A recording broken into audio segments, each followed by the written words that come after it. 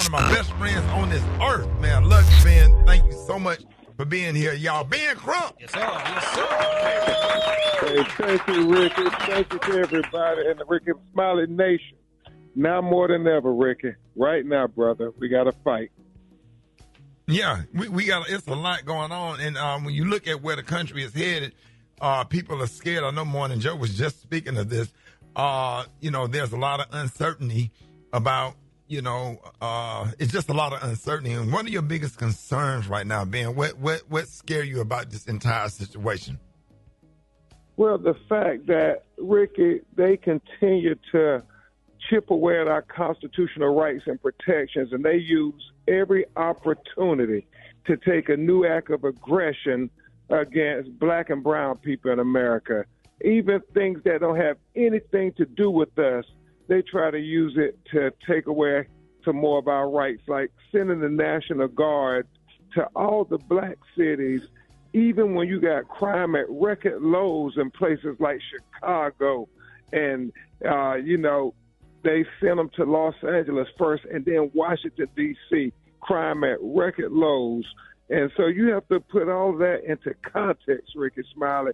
I read the other day they said that if the government is allowed to break the laws when there are emergencies, then they will have emergencies all the time so they could justify breaking the laws. And that seems to be the MO for this administration on every level. When you think about the tragic assassination that had nothing to do with black people, but yet it became an all-out threat on these historically black college campuses. And why is that, Ben? When the guy that did that was white, how did black people how did we get into that? How did our HBCUs come under attack? It's the same way, Ricky Smiley, they sent in the National Guard to Washington, D.C. and Chicago and all these cities that are controlled by black leaders in the government. They're looking for any opportunity to make it about race. And they want to continue to try to show that we don't matter and on any level. And so what we have to do, Ricky, as I've said on previous occasions, and I've said now even more with my chest even louder, we have to be unapologetic defenders of black life, black liberty, and black humanity because we are under attack. And they keep saying, I declare war. I don't care if assassination that has nothing to do with us. I don't care if we got record low crime rates. They're still trying to make it about us because they're trying to use this opportunity to go back in a time where we didn't have the constitutional protections enforced by the law.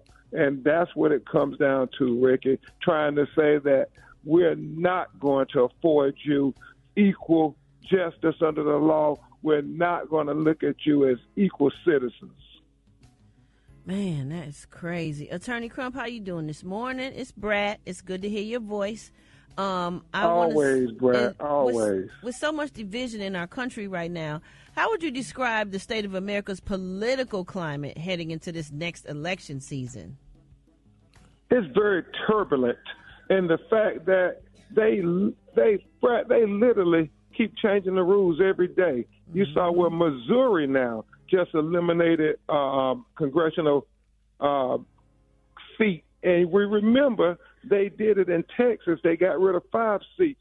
They even came after our little sister Jasmine Crockett, trying to get her seat because they don't want us to have representation, and it's very turbulent. I think about all the things, what was it, the congressional member Nancy Mace after this assassination came out and then tried to attack all blacks, all trans people, all Democrats and said it was our fault, even though they had no evidence at all of who had assassinated their person. And so when you think about that, Brad, you know that politics is turbulent right now at best.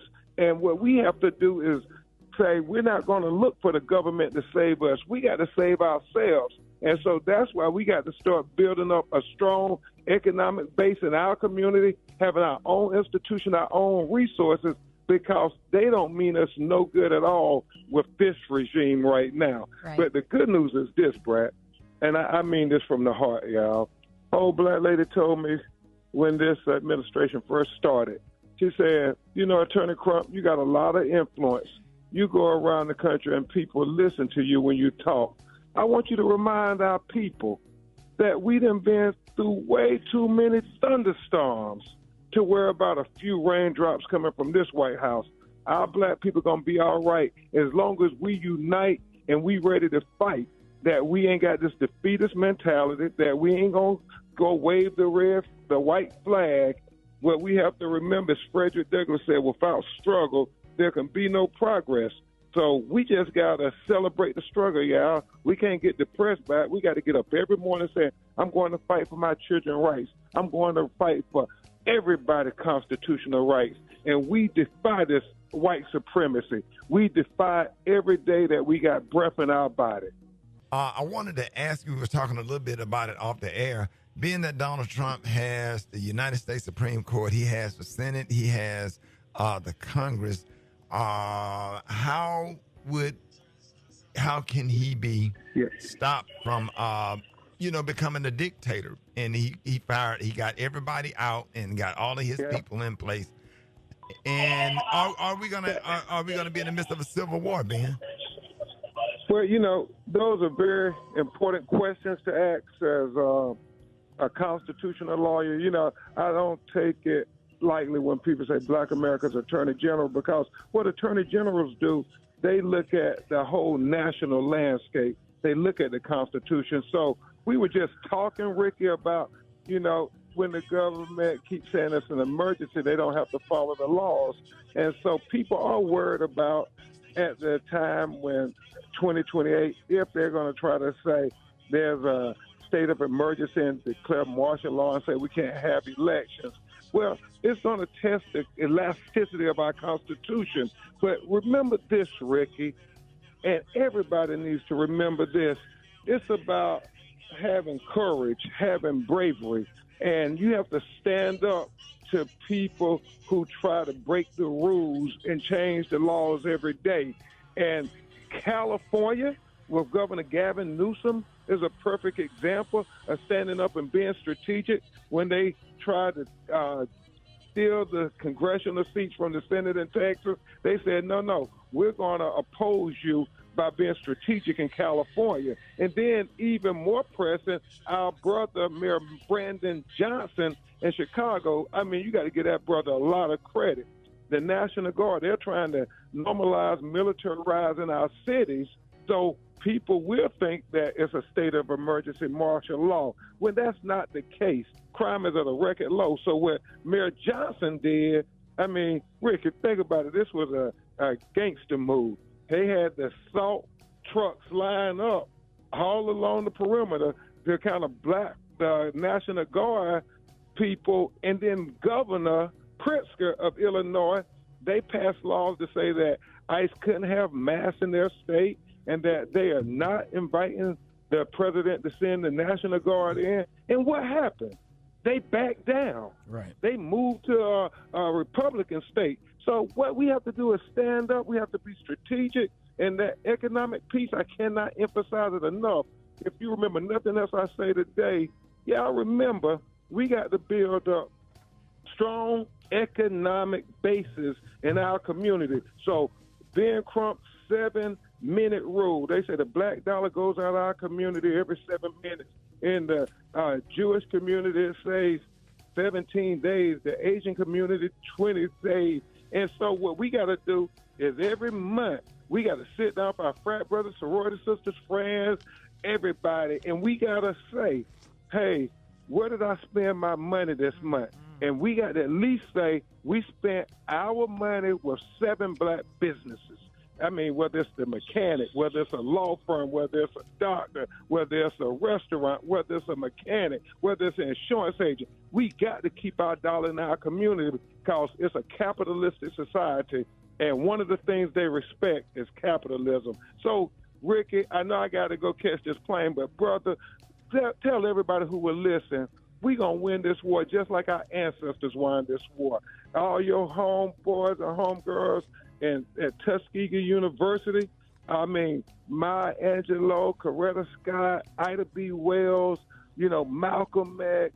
We won these wars before, and it was worse back then, y'all. So let's don't give up. Let's don't get discouraged. Let's remind our children of who we are and whose we are and about how our heroes overcame much worse. Our children need to know that because they scared too. Right. And we got to show them that we ain't scared. And if you scared, get out the way so people like me and Rickey, Smiley, and others who ain't scared can go to the front line and fight for our black people and fight for our black children. Say that. Hey, man. So, no, go ahead. I was just going to ask you really quick, how do we as people of color, I know you got to go, but how do we navigate in a world where we know, especially now, like many of us, that don't, I didn't know anything about Turning Point Media, but now we know that people we deal with every day in the workplace, in our schools, in our churches, they think we got our jobs through DEI. They think black women are dumb. This is an ideology that now I got to look at every white person and think, oh, that's what you think of me? Like Queen, ain't nothing new. They always thought that. They just saying it out loud now. Yeah. They always thought that. So we going to be all right, y'all, because we got to remember every day we get up, we the best that our ancestors ever produced, and they afraid of us. That's why they keep attacking us. That's why they keep trying to say black women don't got brain processing power, because they know that black women way smarter than them. So they got to try to tear them down, try to make us feel inferior. That's what this is all about. But you know what? You can't stop a person who know who they are. As long as you know who you are, you going to be all right. It don't matter what they say. We got to tell our little black children every day about our black history. I mean, every day it's on us. You don't got to worry about what they're doing in the schools, because our mama and daddy need to be telling us about black history and black culture. Ben, I know. Listen, can you jump back on with us this week? Whatever's convenient for you, because I wanted to get to the phone call, but you're going through TSA. But Ben, I really love you and I appreciate you, bruh, and thank you for everything that you do, Ben. Let everybody know how they can reach you. Hey, at Attorney Crump on social media and bencrump.com. Y'all, we got to, right now, remind everybody we unapologetic in our defense of black life, black liberty, black culture. I'm going to keep saying it over and over again. We got T-shirts made. When they put their white supremacy shirts on, we got to have our unapologetic love for black people on every day. Absolutely. Hey, love you, Ben. Appreciate you, Ben. Ladies and gentlemen, Ben Crump,